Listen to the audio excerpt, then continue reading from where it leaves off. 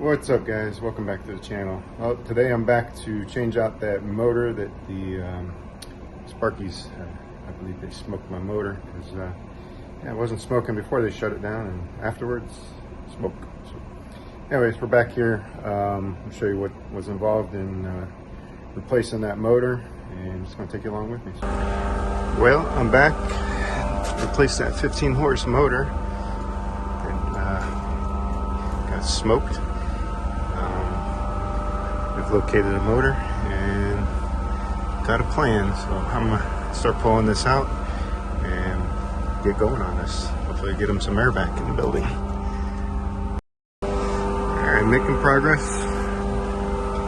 Got this far. It's a little beast. Probably outweighs me. Don't have to go far here, but I do have to get it under this ductwork. I think over here is going to be my best option, and out through the hole. Certainly not going to be lifting it. First, I'm going to work on getting this pulley off. It'll be much lighter. It's going slowly, surely. So that wasn't too bad.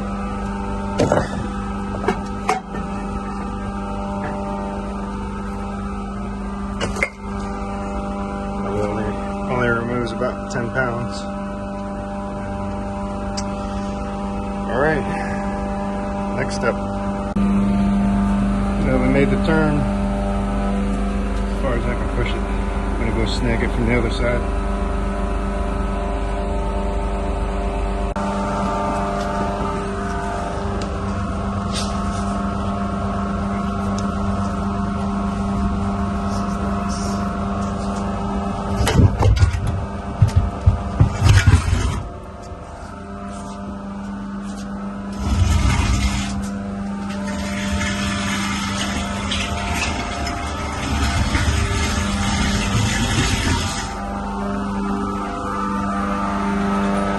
Go down there.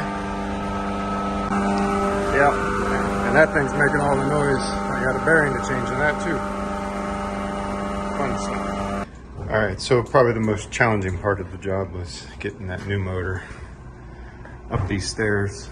I figured out that motor is about 250 pounds, so definitely out of my weight class.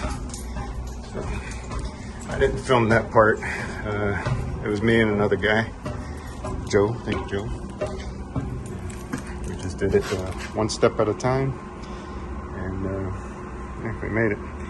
So, anyways, after that, the other obstacle was getting it back in place, which, yeah, sorry about the mess. This place is undergoing a renovation project, and it's kind of a catch-all for all their filters and whatnot. So, unfortunately, they're not replacing the air handlers at this time. That project's about a year away, so we're going to get this back up and running. And as you can see, only way over there is climb over. You can't walk around. It's just, this thing has been up here, I imagine, since the 80s, and that's how they did it. And honestly, they're not really changing the ways. They still have new projects, and they're installing them with limited access, but let's climb over and get to that motor.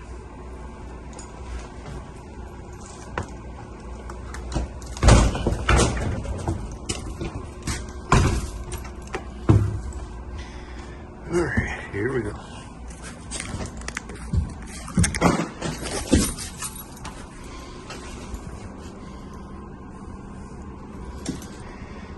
And we're back in the hole. Got the motor in place. I had to leave it abandoned, ran out of time yesterday, so back today to complete. Get this thing wired up. I thought we were going to have a fitment issue here, but it just clears that bolt when you put the cover on. So it was not fun. So hopefully it's the last time I have to do this one. All right, so the important thing to remember on this one, we are low voltage. So this one's gonna get wired up. 1, 6, and 7 is gonna go to one lead. 2, 4, and 8, and 3, 5, and 9. So each one of those is gonna get wired together and to one line of voltage. If we were doing a high voltage, it would be 4, 7 tied together, 5, 8 tied together, 6, 9 tied together, and then you'd wire up 1, 2, and 3. So when I talk about that, I talk about these leads here. They're all numbered. Usually they got little tags on them, or it's printed right on the wire itself. Like, I don't know if you can see that one, but it says 4 on there. And so that's what I mean when I'm talking about lead numbers. So I got just enough in here. Should be able to make it work. And had to clean up a couple ends. All right, so that was 1, 6, and 7 here. And also, so you know, if you can see it or not, this one is 6. Let me find it. If you can see or not, I'll try to focus there. But the line will be under the number. So 6s and 9s. Here's a 9. It's got a line under it, just so you know. Don't cross up your 6s and 9s. All right, that was group 2, 4, and 8. So it gets wired to a line lead. And that was 1, 6, and 7 to a line lead. So that leaves 3 left. So these will be 3, 5, and 9. So there's the 9, 5, and that's 3. All right, once you get them all wired up, just take a minute and recheck your numbers, make sure they're all good, make sure nothing's pulling out. And I just applied some electrical tape over the wire nuts just to try and keep some rub through from happening. And if it does, it's just going to take longer. So, and don't forget your ground wire. So, all right, that's wired up. I'm going to get it secured to the base and start lining this thing up. All right, I think I've got everything buttoned up. Got this aligned. Just grabbed a piece of conduit to do my alignment here. And no gaps. Just got to kind of offset these back just a hair, maybe an 1/8 inch or so when you're tightening those bolts up to bring the hub into the pulley. I try to put the words out on the belt so they match. So, you know, if you get any slipping, the pulleys seem pretty good. They're not worn or anything. So, somebody just let the smoke out of my motor. And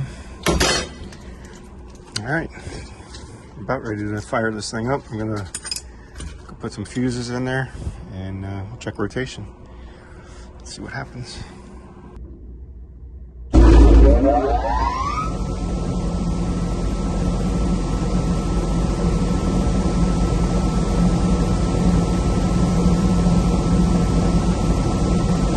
Alright, well, got it the right rotation the first time, so I think that's gonna do it. Amp draw was actually pretty low, but they've got this driven pulley. It's pretty large, so I think the way it's sized, amp's gonna be low, so we're only drawing like 15 amps. And it's rated, where are you rated? 38, so the motor's probably a little overkill for what they need, but that's what's here. All right, thanks for watching. I'm buttoning this thing up and let them know they got air conditioning again. All right, hope you enjoyed the video. See you in the next one.